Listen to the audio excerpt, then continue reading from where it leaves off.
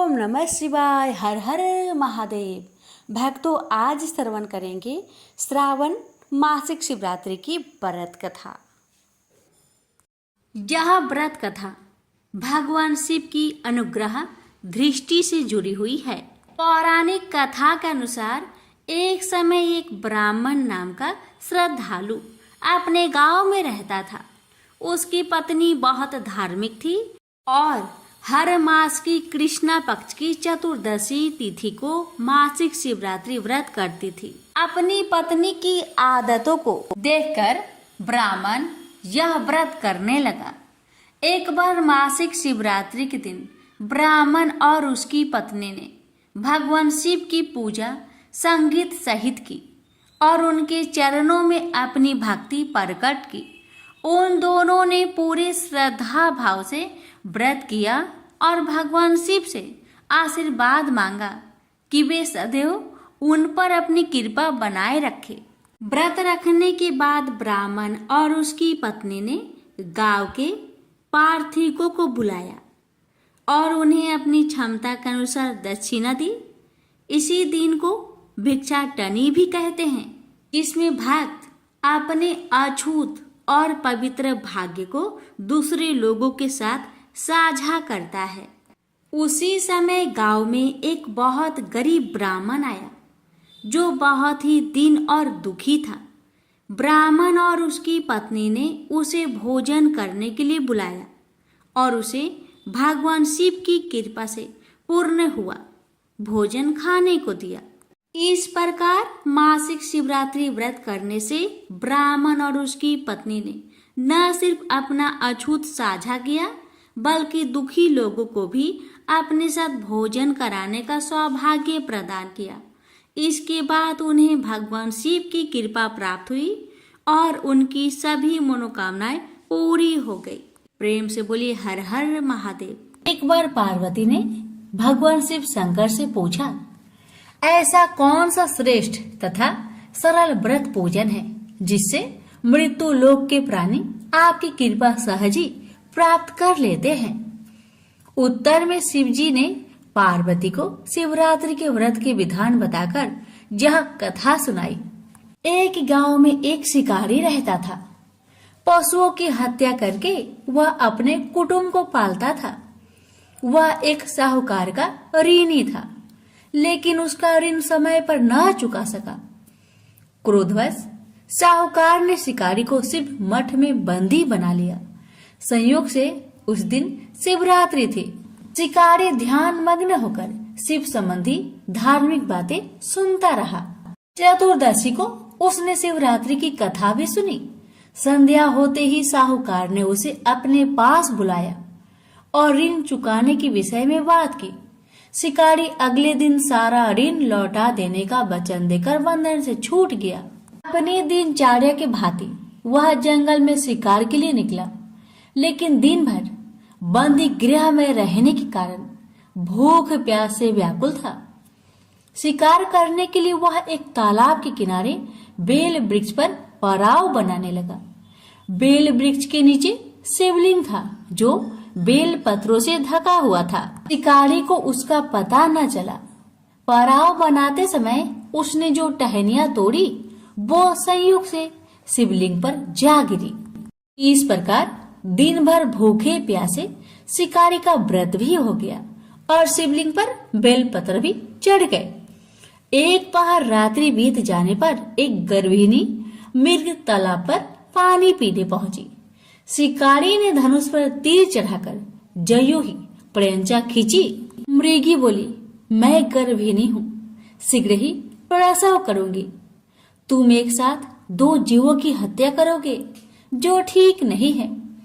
मैं अपने बच्चों को जन्म देकर शीघ्र ही तुम्हारे सामने प्रस्तुत हो जाऊंगी, तब तुम मुझे मार लेना। शिकारी ने प्रयंचा ढीली कर दी और मृगी झाड़ियों में लुप्त हो गई। कुछ ही देर बाद एक और मृगी उधर से निकली। शिकारी की प्रसन्नता का ठिकाना न रहा। समीप आने पर उसने धनुष पर बाण चढ़ाया। तब उसे देख मृगी ने विनम्रता पूर्वक निवेदन किया, हे पारधी, मैं थोड़ी देर पहले ही ऋतु से निवृत्त हुई हूँ, कामातुर बिरहिनी हूँ, अपने प्रिय की खोज में भटक रही हूँ। मैं अपने पति से मिलकर शीघ्र ही तुम्हारे पास आ जाऊंगी। शिकारी ने उसे भी जाने दिया। 2 बार शिकारी को खोकर उसका माथा ठनका। वह चिंता में पड़ गया। रात्रि का आखिरी पहर बीत रहा था। तभी एक अन्य मृगी अपने बच्चों के साथ उधर से निकली। शिकारी के लिए यह स्वर्णिम अवसर था। उसने धनुष पर तीर चढ़ाने में देर न लगाई। वह तीर छोड़ने ही वाला था कि मृगी बोली, हे पार्थी, मैं इन बच्चों को पिता के हवाले करके लौट आऊंगी। इस समय मुझे मत मार। शिकारी हंसा और बोला, सामने आए शिकारी को छोड़ दो, मैं ऐसा मूर्ख नहीं। इससे पहले मैं 2 बार अपना शिकार खो चुका हूँ। मेरे बच्चे भूख प्यास से तड़प रहे होंगे। उत्तर में मृगी ने फिर कहा, जैसे तुम्हें अपने बच्चों की ममता सता रही है, ठीक वैसे ही मुझे भी। इसलिए सिर्फ बच्चों के नाम पर मैं थोड़ी देर के लिए जीवन दान मांग रही हूँ। हे पार्थी, मेरा विश्वास कर, मैं इन्हें इनके पिता के पास छोड़कर तुरंत लौटने की प्रतिज्ञा करती हूँ। मृगी का दीन स्वर सुनकर शिकारी को उस पर दया आ गई। उसने उस मृगी को भी जाने दिया। शिकार के अभाव में बेल वृक्ष पर बैठा शिकारी बेल पत्र तोड़ तोड़कर नीचे फेंकते जा रहा था। पाँव फटने को हुई तो एक हष्ट पुष्ट मृग उसी रास्ते पर आया। शिकारी ने सोच लिया कि इसका शिकार वह अवश्य करेगा। शिकारी ने तनी प्रयंचा देखकर मृग विनीत स्वर में बोला, हे पारधी भाई, यदि तुमने मुझसे पूर्व आने वाली 3 मृगियों तथा छोटे छोटे बच्चों को मार डाला है तो मुझे भी मारने में विलंब ना करो, ताकि उनके वियोग में मुझे एक क्षण भी दुख सहना ना पड़े। मैं उन मृगियों का पति हूँ। यदि तुमने उन्हें जीवन दान दिया है तो मुझे भी कुछ क्षण जीवन दान देने की कृपा करो। मैं उनसे मिलकर तुम्हारे सामने उपस्थित हो जाऊंगा। मृग की बात सुनते ही शिकारी के सामने पूरी रात की घटना चक्र घूम गया। उसने सारी कथा मृग को सुना दी। मृग ने कहा, मेरी 3 पत्नियां जिस प्रकार प्रतिज्ञाबद्ध होकर गई हैं, मेरी मृत्यु से अपने धर्म का पालन नहीं कर पाएगी। अतः जैसे तुमने उन्हें विश्वास पात्र मानकर छोड़ा है, वैसे ही मुझे भी जाने दो। मैं उन सबके साथ तुम्हारे सामने शीघ्र ही उपस्थित होता हूँ। उपवास, रात्रि जागरण तथा शिवलिंग पर बेल पत्र चढ़ने से शिकारी का हिंसक हृदय कोमल हो गया था। उसमें भगवत शक्ति का वास हो गया था। धनुष तथा बाण उसके हाथ से सहज ही छूट गए। भगवान शिव की अनुकंपा से उसका हिंसक हृदय कारुणिक भावों से भर गया। वह अपने अतीत कर्मों को याद करके पश्चाताप की ज्वाला में जलने लगा। थोड़ी ही देर बाद मृग सपरिवार शिकारी के समक्ष उपस्थित हो गया ताकि वह उनका शिकार कर सके। किंतु जंगली पशुओं की ऐसी सत्यता, स्वाभाविकता एवं सामूहिक प्रेम भावना देखकर शिकारी को बड़ी गलानी हुई। उसके नेत्र से आंसुओं की झड़ी लग गई। उस मृग परिवार को न मारकर शिकारी ने अपने कठोर हृदय को जीव हिंसा से हटा सदा के लिए कोमल एवं दयालु बना लिया। देवलोक में समस्त देव समाज भी इस घटना को देख रहा था। घटना का परिणति होते ही देवी देवताओं ने पुष्प वर्षा की। अब शिकारी तथा मृग परिवार मोक्ष को प्राप्त हुआ। तो प्रेम से बोलिए, हर हर महादेव, माता पार्वती की जय। यह बात उस समय की है जब कामीपल्य नगर में एक यज्ञदत्त नाम का एक ब्राह्मण रहता था, जो यज्ञ विद्या में पारंगत था। उसके गुण निधि नामक एक पुत्र था, जिसकी आयु उस समय 8 वर्ष की थी और उसका यज्ञोपवीत हो चुका था। उसने भी बहुत सी विद्याएं सीखी थी, परंतु पिता से छिपकर वह जुआरी, खेलकूद में संलग्न और गाने बजाने वालों के साथी हो गया। उसने ब्राह्मणों का आचार त्याग, संध्या वंदना आदि से रहित ब्राह्मणों की निंदा में रट तथा पाखंडियों तथा भारों का साथ कर लिया था। माता के कहने पर भी वह पिता के समीप नहीं जाता और पिता तो घर के कार्य और शादी में संलग्न रहा करता। और जब घर आकर अपनी स्त्री से पूछता कि इस समय गुण निधि कहाँ गया है, तो वह कह देती कि इस समय कहीं बाहर गया है, कहीं स्नान या देवताओं की पूजन के लिए गया होगा। एक ही पुत्र वाली होने के कारण वह माता दीक्षित को ठग लेती। निदान गृह सूत्र के अनुसार दीक्षित ने उस पुत्र का विवाह भी करा दिया। माता नित्य पुत्र को समझाती कि तुम्हारे पिता बड़े ही महात्मा और क्रोधी भी है, तुम अपनी बुरी आदतों को छोड़ दो, अन्यथा जब वह तुम्हारे इस चरित्र को जान लेंगे तब तुमको और मुझको दोनों को मारेंगे। तुम्हारा कुल बड़ा पवित्र है, तुम यह जुआ आदि निंद कर्म क्यों करते हो? हे पुत्र, इसे त्याग देने में ही तुम्हारा कल्याण है। परंतु कहा की बात माता के समझाने का उस पर कुछ भी प्रभाव न पड़ता। एक दिन उसने घर में रखी हुई पिता के हाथ की अंगूठी को चुराकर किसी जुआरी के हाथ में दे दिया। देव योग से दीक्षित ने उस अंगूठी को जुआरी के हाथ में देखा और उससे पूछा तो उसने कहा, मैंने कोई तुम्हारी चोरी तो की नहीं है, किंतु तुम्हारे पुत्र ने ही लाकर दिया है। अंगूठी ही नहीं, किंतु उसने और जुआरियों को भी बहुत सा धन लाकर दिया है।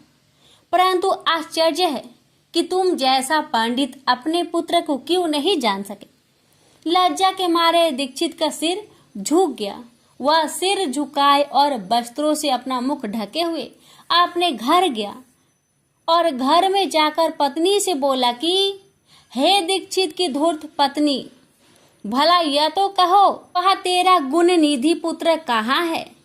वह कहीं भी हो, किंतु मेरी अंगूठी कहाँ है जिसे उपटन करते समय तूने मेरे हाथ से ले ली थी?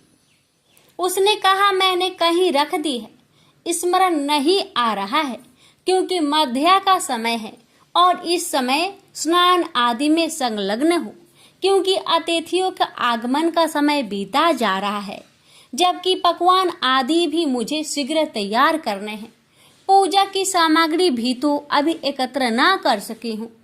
दीक्षित ने कहा, सत्य है, हे असत्य, पुत्र को उत्पन्न करने वाली तू बड़ी सत्यवादिनी है, जिसे तो जब जब मैं पूछता था कि कहाँ गया है, तब तब तू मुझे अपनी बातों में बहला दिया करती थी। पत्नी से ऐसा कहते हुए ब्राह्मण यज्ञदत्त घर की और चीजें ढूंढने लगा, परंतु जब एक भी चीजें ना मिली, क्योंकि पुत्र ने उन्हें जुए में दे डाला था और उसकी माता पुत्र की ममता परकर उसके दोषों को छिपाती फिरती थी, तब सारा दोष अपनी पत्नी का जानकर उस ब्राह्मण ने जल लेकर स्त्री पुत्र को तिलांजलि दे दी और किसी क्षेत्रीय ब्राह्मण की कांता से अपना दूसरा विवाह भी कर लिया। अब यह समाचार दीक्षित के पुत्र को मिला तो वह गृह त्याग कर कहीं दूर जाकर अपने भविष्य की चिंता करने लगा। कभी माता की ममता का स्मरण, कभी पिता की धर्म यज्ञता और कभी अपनी मूर्खता पर पश्चाताप करने लगा। निदान भूख प्यास से पीड़ित संध्या का समय एक शिव मंदिर के पास जाकर बैठ गया, जहां शिवरात्रि के व्रत में शिव जी के पूजन हेतु सब परिवार समस्त सामग्रियों से युक्त होकर आया। जब वह सब प्रकार की शिव की पूजा कर चुके और घर से लाए हुए पकवान आदि उन पर चढ़ा चुके, तब भूख से पीड़ित यज्ञदत्त का पुत्र उसे कैसे ग्रहण करे, इसके लिए वह मंदिर की आड़ में छिपकर सब देखता रहा। जब वे लोग पकवान आदि चढ़ाकर किंचित विश्राम करने लगे, तो उनकी आंखों में झपकी आते आते यज्ञदत्त का पुत्र धीरे से उठकर मंदिर में प्रवेश कर गया और जो कुछ भोग चढ़ा था सब लेकर चंपट हो गया। किंतु उस क्षण उसके पैर की धम धमाहट सुनकर वे सोए हुए लोग जाग उठे और चिल्लाते तथा दौड़ते हुए उसका पीछा किया। नगर के लोगों ने भी उसे खदेड़ा और नगर के रक्षकों ने तो उस भागते हुए को ऐसा मारा कि वह क्षण भर में ही अंधा हो गया। अभी तक उसने उस नेवत को खाया भी नहीं था कि इतने में यम के दूतों ने आकर उसे बांध लिया। परंतु जो ही वे उसे ले जाना चाहते थे कि दिव्य विमान पर बैठे हुए सूलधारी शिवजी के पार्षद भी उसे लेने के लिए वहां आ गए और बोले कि हे यमराज के गणों, अब इस परम धर्मात्मा ब्राह्मण को छोड़ दो, क्योंकि इसमें कोई पाप शेष नहीं रहा। यम के दूतों ने शिवजी के पार्षदों को नमस्कार कर कहा, नहीं, आप नहीं जानते, यह बड़ा पापी और अपने धर्म कर्म से नष्ट, कुल के आचार से हीन और अपने पिता का बड़ा शत्रु है। यह देखो, इसने शिव जी का निर्माल्य भी चुराया है। शिव निर्माल्य के भक्षक और उल्लंघन करने वाले को तो छूने से भी पाप लगता है, परंतु धर्म जैसी जानकारी आप सबको है वैसी हम सबको नहीं है। अतएव यदि इसमें कुछ धर्म का लेस हो तो हमें भी सुनाइए। अब शिव जी के किंकर उन पार्षदों ने कहा कि हे यमदूतों, इस यज्ञदत्त के पुत्र ने जहाँ बहुत से पाप किए हैं, वही इसने पाप रहित धर्म भी किए हैं। जैसे लिंग के सिर पर गिरती हुई दीपक की छाया को इसने निवारण किया और रात्रि में इसने अपना वस्त्र फाड़कर दीपक में बत्ती डाली। प्रसंग बस इसने शिव महापुराण की कथा का श्रवण भी किया तथा ऐसे ही और भी कार्य किए हैं। व्रत रहकर इसने शिव जी की पूजा का दर्शन किया, स्थिर चित्त से द्वार पर बैठा रहा। इस कारण यह अभी हमारे साथ शिवलोक को जावेगा, कुछ दिनों तक वहां रहेगा, फिर पाप रहित होकर यह कलिंग देश का राजा होगा, क्योंकि यह ब्राह्मण श्रेष्ठ निश्चय ही शिव का प्रिय है। तुम लोग प्रसन्न हो, अपने लोक को जाओ। ब्रह्मा जी कहते हैं कि यह सुनकर यम के दूत जहां से आए थे वहीं अपने लोक को चले गए। सब समाचार यमदेव से कहा। यमराज ने भी हर्ष से उनकी बात स्वीकार की। फिर तो यमदूतों से छुड़ाया गया वह ब्राह्मण शिवगणों द्वारा शिवलोक को गया और वहां शिव पार्वती की सेवा से लौटकर कलिंग देश का राजा हुआ। हाँ, उसका नाम अरिंदम पड़ा। उसने अपने राज्य में शिव भक्ति का अच्छा प्रचार और प्रसार किया और शिव मंदिर में रत्नों के दीपक जलाते रहने से वह अलकापति हुआ। शिव जी की थोड़ी भी सेवा बहुत फलदायक है।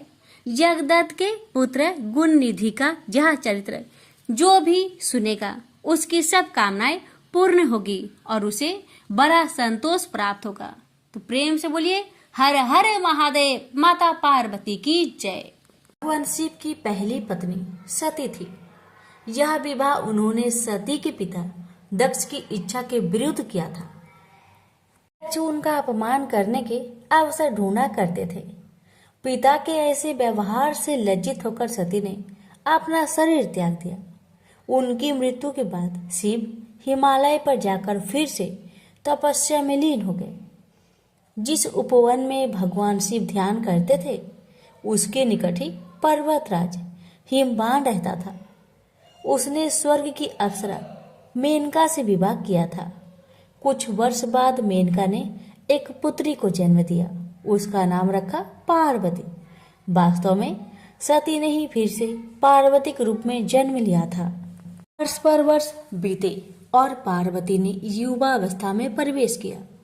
एक दिन मेनका ने अपने पति से कहा, स्वामी, पार्वती अब विवाह योग हो गई है। अब हमें पार्वती के लिए योग वर खोजना चाहिए। हिमवान बोला, मैं जानता हूँ, परंतु कोई योग वर ध्यान में नहीं आता। मैं अपनी पुत्री का हाथ उसी के हाथ में दूंगा जो सब प्रकार से योग होगा। एक दिन नारद मुनि हिमवान के घर आए। जब उन्होंने पार्वती को देखा तो हिमवान से बोले, हिम, तुम्हारी पुत्री के भाग्य में तो भगवान शिव से विवाह करने का योग है। नारद मुनि की बात सुनकर हिमवान सोचने लगा, शिव के पास मैं कैसे जाऊं? उन्होंने अगर अस्वीकार कर दिया तो? सती की मृत्यु के बाद उन्होंने किसी स्त्री का मुख तक नहीं देखा, परंतु मुझे वर खोजने की आवश्यकता नहीं। नारद मुनि की भविष्यवाणी असत्य नहीं होगी। मैं धीरज पूर्वक प्रतीक्षा करूंगा। परंतु एक दिन हिमवान का धीरज टूट गया। उसे एक विचार सूझा। वह मेनका से बोला, मैं पार्वती को शिव की सेवा करने भेजता हूँ। वो उसके रूप और गुण के प्रति आकर्षित जरूर होंगे। मेनका बोली, विचार तो बहुत उत्तम है। हिमवान ने पार्वती को अपने पास बुलवाया और कहा, बेटी, भगवान शिव उस उपवन में तपस्या कर रहे हैं। तुम अपनी सहेलियों के साथ जाकर उनकी सेवा किया करो। पार्वती बोली, अवश्य पिताजी, हमने अनेक बार उन्हें देखा है। पार्वती और उनकी 2 सहेलियों को लेकर हिमवान शिव के पास गए और उनसे निवेदन किया, हे भगवान, आपके पास पूजा अर्चना की तैयारी करने वाला कोई नहीं है। मेरी पुत्री यह सेवा कर सकती है। हिमवान की बात सुनकर शिव सोचने लगे, कन्याएं भले ही सेवा करे। जो व्यक्ति संसार से वैराग्य ले चुका है उसे इनसे कोई व्याघात नहीं पहुंचेगा। यह सोचकर वे हिमवान से बोले, तुम्हारे इस प्रस्ताव के लिए मैं तुम्हारा आभारी हूँ। कन्याएं मेरी इच्छा अनुसार सेवा कर सकती है। शिव का प्रस्ताव सुनकर हिमवान बहुत प्रसन्न हुआ और कन्याओं को वहां छोड़कर चला आया। पार्वती शिव की सेवा करने लगी। वह उपासना के लिए कुछ तृण चुनती थी और गर्मी बढ़ने पर शिव पर पंखा झलती थी। इस प्रकार पार्वती हृदय से शिव से प्रेम करने लगी। इस बीच आपत्तिग्रस्त देवता इंद्र के साथ ब्रह्मा जी के पास आकर बोले, भगवान, असुर तारक के अत्याचारों से हमारी रक्षा करे। उसने स्वर्ग पर अधिकार कर लिया है और लोगों में हाहाकार मचा हुआ है। उसे प्रसन्न करने के लिए हमने उसे उपहार भी भेजे, परंतु हम जितना ही उसे प्रसन्न करने का प्रयत्न करते हैं उतनी ही उसकी कुधृष्टता बढ़ती जाती है।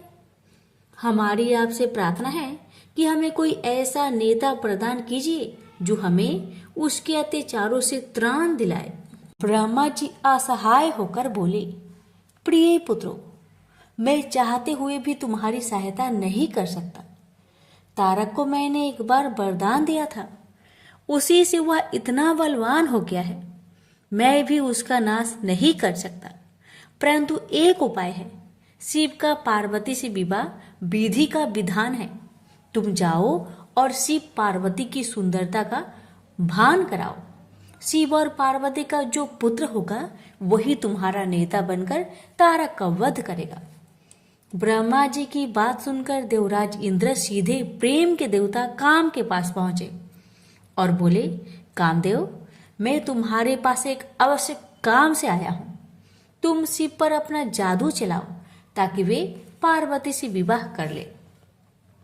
इंद्र की आज्ञा पाकर कामदेव अपनी पत्नी रति के साथ शिव के कुंज में पहुंचे। वहां शिव को देखा तो उनका साहस छूट गया। उसी समय पार्वती वहां से निकली तो कामदेव का फिर से साहस बंधा। पार्वती ने नतमस्तक होकर कुछ पुष्प शिव के सम्मुख रखे। यह देख शिव बोले, तुम्हें ऐसा पति मिले जो बस केवल तुमसे ही प्रेम करने वाला हो। शिव की बात सुनकर पार्वती सोचने लगी, शिव का वचन कभी मिथ्या नहीं होगा। मैं कितनी भाग्यशाली हूँ। यह सोचकर पार्वती शिव के गले में माला पहनाने ही वाली थी, तभी कामदेव का बाण निशाने पर लगा। शिव ने पूरी शक्ति से अपनी भावनाओं को बस में किया और इधर उधर देखने लगे। उन्होंने कहा, मेरे मन की शांति भंग करने का साहस किसने किया? तभी उनकी दृष्टि कामदेव पर पड़ी। उस दृष्टि मात्र से कामदेव जलकर राख हो गए। यह देख रति मूर्छित हो गई। शिव पार्वती की ओर आंख उठाए बिना ही कुंज में चले गए। यह देख पार्वती शोक और लज्जा से विहल हो उठी और उदास मन से अपने घर लौट गई। उधर जब रति की मूर्छा टूटी तो उसने सोचा, जब मेरे पति ही नहीं रहे तो मैं जीकर क्या करूंगी। अच्छा यही है कि मैं भी मरकर उनके पास पहुंचूं। वह यह सोच ही रही थी कि तभी आकाशवाणी हुई, जीवन मत त्याग। पार्वती तपस्या करके शिव को वर के रूप में पाएगी और उनके विवाह के दिन तेरा पति पूर्ण जीवित होकर फिर से तुझे मिलेगा। आकाशवाणी सुनकर रति को ढढस बंधा और वह उस दिन की प्रतीक्षा करने लगी। उधर शिव के व्यवहार से पार्वती को बहुत दुख हुआ, परंतु उसके प्रेम में कमी नहीं आई। वह सोचने लगी, मेरा सौंदर्य उन्हें आकर्षित नहीं कर सका, परंतु मैं हार नहीं मानूंगी। सौंदर्य से नहीं तो मैं अपनी तपस्या और भक्ति से उन्हें प्राप्त करूंगी। यह सोचकर उसने अपना निर्णय अपने माता पिता को बताया। पार्वती के निर्णय के आगे माता पिता को झुकना पड़ा और उसे आशीर्वाद देकर विदा किया। सुंदर वस्त्रों तथा आभूषणों का त्याग करके पार्वती कुंज में तपस्या करने बैठ गई। कई वर्ष बीत गए, परंतु पार्वती ने आशा नहीं छोड़ी। एक दिन वह जल कुंड में प्रवेश करने से पहले पूजा अर्चना की तैयारी कर रही थी कि एक युवक ऋषि उनसे मिलने आया। उसने पार्वती से कहा, तुम्हारा यह सुकुमार शरीर कैसे ये कठिन कर्म करता है जो तुम्हारी आत्मा उसे करवा रही है। तुमने संसार को दिखा दिया है कि सुंदरता और पवित्रता एक दूसरे को नष्ट करने के लिए नहीं है। तुम्हारे आचरण ने तुम्हारे पिता के गौरव को और बढ़ाया है। सुकुमारी, तुमने यह कठिन तपस्या का व्रत क्यों लिया है? घर लौट जाओ। सुकुमारी, तुम तपस्या त्याग दो। जो सिद्धियां मैंने प्राप्त की है उनमें से आधी मैं तुम्हें दूंगा, लेकिन कृपया तपस्या का कारण बता दो। पार्वती ने अपनी सखी से कारण बताने को कहा तो सखी ने कहा, मेरी सखी पार्वती ने शिव का प्रेम जीतने का निश्चय किया है। अपने सौंदर्य से तो यह उन्हें नहीं रिझा सके, अतः तपस्या और त्याग का सहारा लिया है। सखी की बात सुनकर ऋषि ने पार्वती से कहा, क्या यह सत्य है या तुम्हारी सखी हंसी कर रही है? पार्वती बोली, यह सत्य है ऋषिवर। मैं शिव की पूजा करती हूँ। मुझे विश्वास है तपस्या और भक्ति से एक दिन में उनका प्रेम प्राप्त करने में सफल हो जाऊंगी। ऋषि ने कहा, ओह, तो ये बात है। मैं शिव को जानता हूँ। वह तो अपने सारे शरीर पर भस्म रमाए रहता है, आग उससे लिपटे रहते हैं, चर्म धारण करता है। तुम्हारी जैसी सुंदर युवती कैसे उसकी पत्नी हो सकती है? वह निर्धन है, अघोर है, यह सारा संसार जानता है। वह तुम्हारे योग्य नहीं है। उसका विचार त्याग दो और कोई दूसरा व्यक्ति चुन लो। ऋषि की बातें सुनकर पार्वती क्रोधित होकर बोली, चुप रहो। महान आत्मा को महान आत्मा ही पहचान सकती है। नीच प्राणी उच्च विचारों को समझ नहीं सकता। तुम्हारा वचन तुम्हारी दुर्भावनाओं का सूचक है। शिव दिखावे से नहीं प्रभावित होते हैं, न किसी को प्रभावित करते हैं। वे अघोर है, निर्धन है, चर्म धारण करते हैं, उनके शरीर से सर्प लिपटे रहते हैं। तो क्या हुआ? वो मेरे मनोनीत देवता है। उनमें चाहे दुर्बलताएं अधिक हो और गुण कम, फिर भी मैं उन्हें चाहती हूँ। पार्वती की सहेलियां यह सुनकर चकित रह गई। पार्वती उनसे बोली, प्रिय सखी, इनसे कहो कि चले जाए, क्योंकि इन्होंने अपने हृदय को ऐसे विचारों से कुलुषित कर रखा है। बुरी बात कहना पाप है, तुरंत उसे सुनना भी और भी बड़ा पाप है। चलो हम चले। क्रोध से भरकर पार्वती जैसे ही चलने को हुई, ऋषि ने जल्दी से आगे बढ़कर उसका मार्ग रोक लिया। देखकर पार्वती आश्चर्य हो गई। वह ऋषि और कोई नहीं, स्वयं भगवान शिव थे। वे पार्वती से बोले, सुकुमारी, तुम्हारी तपस्या और भक्ति ने मुझे जीत लिया है। मैं तुम्हारे सामने विनीत हूँ, तुम्हारा दास हूँ, किंतु कर्तव्य परायणा पार्वती शिव को छोड़ अपनी सखी के पास जाकर बोली, सखी, इनसे कहो कि मेरे पिताजी से विवाह का प्रस्ताव करना होगा। सखी की यह कह देने पर पार्वती शिव के पास आई। शिव बोले, मैं इसमें तनिक भी देर नहीं करूंगा प्रिय। यह अवशासन पाकर पार्वती अपनी सहेलियों के साथ घर लौट आई। शिव ने सप्त ऋषियों को बुलवाकर उनसे कहा, ब्रह्मा ने देवताओं को वचन दिया है, मेरा ही पुत्र तारक का वध करेगा। इस वचन को पूरा करने के लिए मुझे पार्वती से विवाह करना है। जाकर हिमवान से विवाह का प्रस्ताव करो। प्रस्ताव सुनकर हिमवान अत्यंत प्रसन्न हुआ और उसने विधि पूर्वक शिव पार्वती की विवाह कर दिया। विवाह संस्कार के बाद देवता शिव के पास आकर बोले, भगवान, हमारा आपसे आग्रह है कि रति को फिर से उसका पति मिलना चाहिए। अपनी प्रिय वधू का ध्यान करके प्रेम के देवता कामदेव तथा उनकी शोकाकुल पत्नी पर कृपा कीजिए। अवश्य, अब तो मैं भी उसी कामदेव का दास हूं। कई वर्ष बीत गए। शिव अपनी पत्नी के प्रेम में डूबे हुए थे। तब इंद्र ने अग्नि को शिव के पास भेजा। अग्निदेव शिव के पास गए और उनसे विनती की, भगवान, मैं आपको देवताओं की आवश्यकता का स्मरण कराने आया हूँ। शिव ने अग्निदेव के हाथ में एक बीज रखा और बोले, इस बीज को पकने पर एक बालक का जन्म होगा, वही तुम्हारा सेनापति होगा। अग्निदेव बीज लेकर वहां से चले गए, परंतु वह बीज इतना गर्म था, उसे पकड़े रहना बहुत कठिन था। इंद्र के पास पहुंचते पहुंचते अग्निदेव का शरीर पीड़ा से पीला पड़ गया। वह इंद्र से बोले, बीज मेरे पास है, परंतु उसे संभालना असंभव है। अग्निदेव की दशा देखकर इंद्र दुखी होकर बोले, तुम उसे गंगा के पास ले जाओ, वह तुम्हें ठंडक पहुंचाएगी और इसे संभालेगी। अग्निदेव गंगा के पास गए। जब उन्होंने बीज को लेकर उसमें डुबकी लगाई तो उसमें उफान आने लगा और वह उबलने लगी। तब बीज किनारे पर जा गिरा। उसी समय स्वर्ग की 6 अप्सराएं गंगा में स्नान करने आई। उन्होंने बीज को उठाकर सर घास में रख दिया। बीज तब तक पक चुका था और उसमें से कार्तिकेय प्रकट हुए। आश्चर्यचकित अप्सराएं बोली, इसे हम अपने साथ ले जाएंगे। पहले पहले हमने ही देखा है। फिर गंगा स्त्री का रूप धारण कर बाहर आई और अग्निदेव भी वहां आए। गंगा बोली, इसे मैं ले जाऊंगी, मैंने इसे जन्म दिया है। अग्निदेव बोले, नहीं, यह हमें प्रदान किया गया है। उसी समय शिव तथा पार्वती वहां आए। शिव ने विवाह का निर्णय करते हुए कहा, जो बालक देवताओं का नेतृत्व करने वाला है उसका पालन पोषण पार्वती ही कर सकती है। पार्वती ने प्रेम से बालक को उठाकर छाती से लगा लिया। फिर वे कैलाश पर्वत पर लौट आई। समय बीतने के साथ कार्तिकेय बड़ा हुआ। उसके नेतृत्व में देवताओं और तारक के बीच भीषण युद्ध हुआ। कार्तिकेय ने उसे मार डाला। स्वर्ग का सिंहासन फिर से इंद्र को मिला और स्वर्ग में फिर से सुख शांति का साम्राज्य प्रस्थापित हुआ। प्रेम से बोलिए, हर हर महादेव। माता पार्वती की जय। एक बार गणेश जी ने पृथ्वी के मनुष्य की परीक्षा लेने का विचार किया।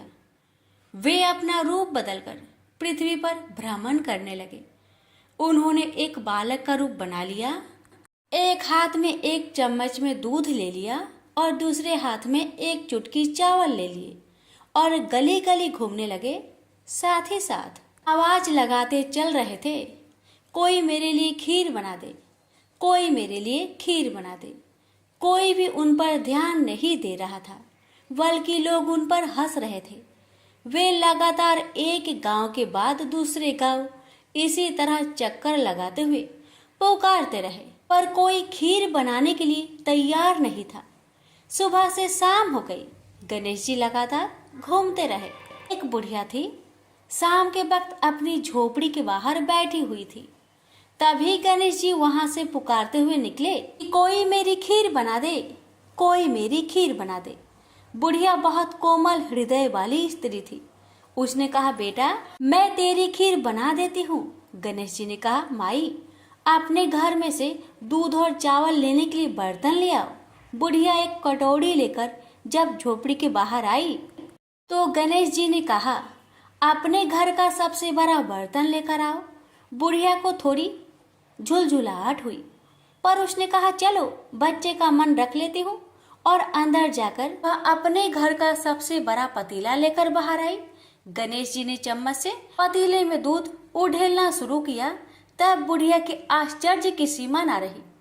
जब उसने देखा दूध से पूरा पतीला भर गया है, एक के बाद एक वह बर्तन झोपड़ी से बाहर लाती गई और उसमें गणेश जी दूध भरते चले गए। इस तरह से घर के सारे बर्तन दूध से लबालब भर गए। गणेश भगवान ने बुढ़िया से कहा, मैं स्नान करके आता हूँ, तब तक तुम खीर बना लो, मैं वापस आकर खाऊंगा। बुढ़िया ने पूछा, मैं इतनी सारी खीर का क्या करूंगी? इस पर गणपति जी बोले, सारे गांव को दावत दे दो। बुढ़िया ने बड़े प्यार से मन लगाकर खीर बनाई। खीर की भीनी भीनी मीठी मीठी खुशबू चारों दिशाओं में फैल गई। खीर बनाने के बाद वह हर घर में जाकर खीर खाने का न्योता देने लगी।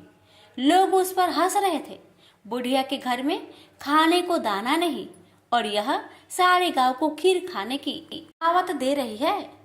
लोगों को कौतूहल हुआ और खीर की खुशबू से लोग खींचे चले आए। लो, सारा गांव बुढ़िया घर में इकट्ठा हो गया। जब बुढ़िया की बहू को दावत की बात मालूम हुई, तब वह सबसे पहले वहां पहुंच गई। उसने खीर से भरे पतीलों को जब देखा तो उसके मुंह में पानी आ गया। उसे बड़ी जोर से भूख लगी हुई थी।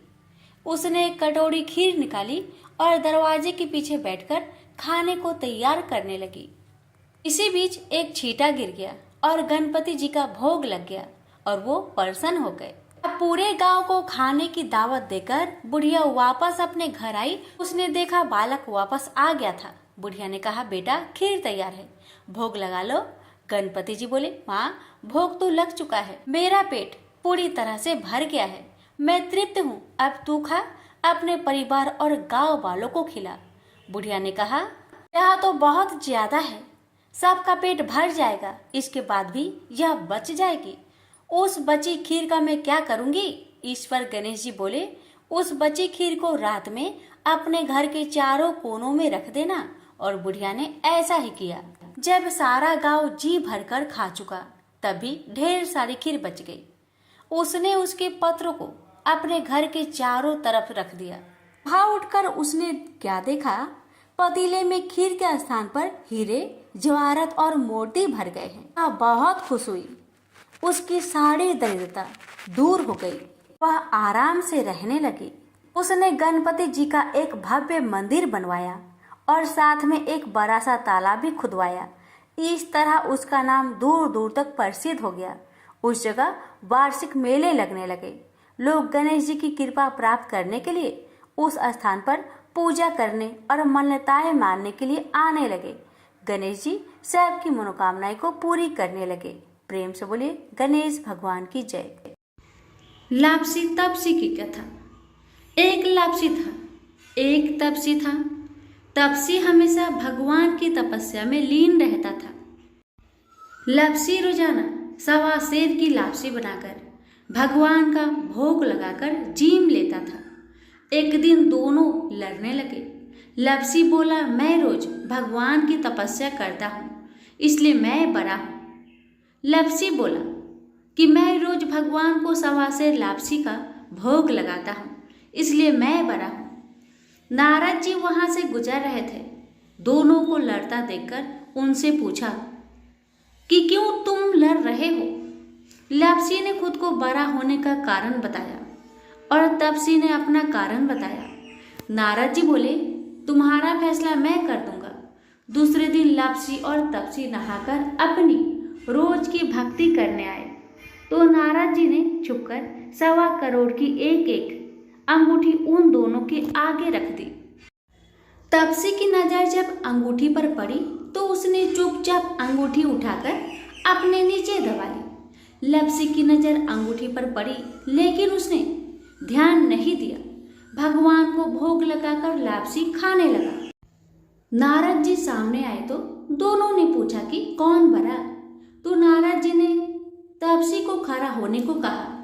वो खड़ा हुआ तो उसके नीचे दबी अंगूठी दिखाई पड़ी। नारद जी ने तपसी से कहा, तपस्या करने के बाद भी तुम्हारी चोरी करने की आदत नहीं गई, इसलिए लापसी बड़ा है और तुम्हें तुम्हारी तपस्या का कोई भी फल नहीं मिलेगा। तपसी शर्मिंदा होकर माफी मांगने लगा। उसने नारद जी से पूछा, मुझे मेरी तपस्या का फल कैसे मिलेगा? नारद जी ने कहा, यदि कोई गाय और कुत्ते की रोटी नहीं बनाएगा तो फल तुझे मिलेगा। यदि कोई ब्राह्मण को भोजन करवाकर दक्षिणा नहीं देगा तो फल तुझे मिलेगा। यदि कोई साड़ी के साथ ब्लाउज नहीं देगा तो फल तुझे मिलेगा। यदि कोई दिए से दिया जलाएगा तो फल तुझे मिलेगा। यदि कोई सारी कहानी सुने लेकिन तुम्हारी कहानी नहीं सुने तो फल तुझे मिलेगा। उसी दिन से हर व्रत कथा कहानी के साथ लापसी तापसी की कहानी भी सुनी और कही जाती है। प्रेम से बोलिए लक्ष्मी नारायण की जय।